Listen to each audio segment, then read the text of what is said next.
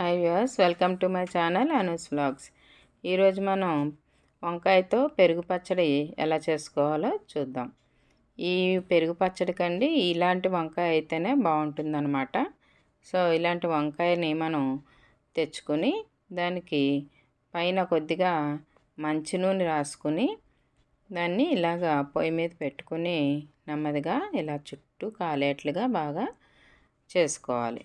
దీన్ని కొంతమంది పచ్చి పులుసు అని చెప్పి చింతపండు వేసి చేసుకుంటారండి. కానీ మనం పెరుగు వేసి చేసుకుంటే కమ్మగా చాలా బాగుంటుంది. సో ముందుగా ఇలా శుభ్రంగా కాల్చుకోవాలి. చూసారా, బాగా కాలింది.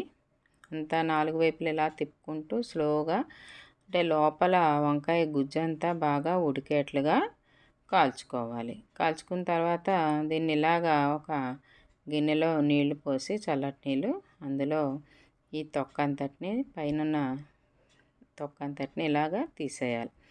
ఇది కాలడం వలన కొద్దిగా స్మోకీగా వచ్చి వాసన చాలా బాగుంటుందండి, టేస్ట్ కూడా. మొత్తం ఇలా తీసేసి దీన్ని ఒక గిన్నెలో వేసుకుని మనం ఇలాగా మ్యాష్ చేసుకోవాలన్నమాట. బాగా వేడిగా ఉంది కదా. సో లోపల గింజలు ఉంటాయండి, గింజలను కూడా తీసి పడేయకుండా మొత్తం అంతటిని కూడా ఇలాగ బాగా మెత్తగా చేసుకుని పెట్టుకోవాలన్నమాట అండి. తర్వాత ఇందులోకి మనం ముందుగా ఒక ఉల్లిపాయ, అలాగే 2 పచ్చిమిరపకాయలు తరుక్కొని ఉంచుకోవాలండి. ఒక వంకాయకి నేను ఈ సైజు ఉల్లిపాయ ఒకటి తీసుకున్నాను. అలాగే ఉల్లిపాయ ముక్కలు కూడా బాగా సన్నగా తరుక్కోవాలి, ఎందుకంటే పచ్చివే వేసుకుంటాం కాబట్టి బాగా సన్నగా తరుక్కోవాలి. అలాగే పచ్చిమిరపకాయలు కూడా ఇలాగా ముక్కలు చేసుకుని ఈ ఉల్లిపాయలు పచ్చిమిరపకాయలు వేసి బాగా కలుపుకోవాలి. ఇలా కలుపుకున్న తర్వాత ఇందులోకి మనం ముందుగా రెడీ చేసి పెట్టుకున్న పెరుగు వేసుకోవాలన్నమాట అండి. పెరుగు ఇంట్లో తోడు పెట్టుకున్నది అయితేనే కమ్మగా బాగుంటుందండి, బయట నుంచి తెచ్చుకునే పెరుగు కన్నా.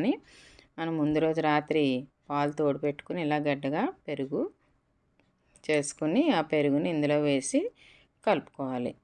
అయితే అంటే సైజుని బట్టి, కాయ సైజుని బట్టి పెరుగు పడుతుందండి. సో ఎంత పెరుగు మనకు అవసరమైతే అంత పెరుగు వేసి కలుపుకోవాలి.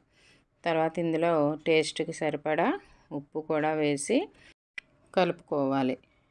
బాగా కలుపుకున్న తర్వాత ఇందులో మనం పోపు వేసుకోవాలి. పోపు అంటే మనం సాంబారు, తర్వాత పప్పుచారుకి వేసుకుంటాం కదండి, అదే పోపు. ఆవాలు, జీలకర్ర, అలాగే వెల్లుల్లి, ఇంకా శనగపప్పు, మినప్పప్పు ఇవన్నీ వేసి బాగా వేగిన తర్వాత ఎండుమిర్చి, అలాగే ఆఖరిగా కరివేపాకు వేసి బాగా వేపుకోవాలి. వేగిన తర్వాత ఈ పోపుని మనం ముందుగా రెడీ చేసి పెట్టుకున్న ఆ వంకాయ పచ్చడి పెరుగుతో కలిపి పెట్టుకున్నాం కదండి, అందులో వేసి కలుపుకోవాలి.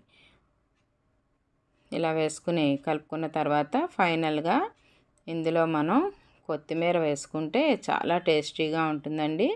కొత్తిమీర కూడా కొంచెం ఎక్కువగా వేసుకోవాలన్నమాట.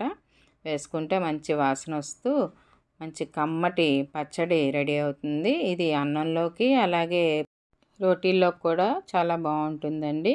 మీరు కూడా ట్రై చేసి చూడండి. నచ్చితే కనుక నా ఛానల్ని లైక్ చేయండి, షేర్ చేయండి, అలాగే సబ్స్క్రైబ్ చేసుకోండి. Thanks for watching.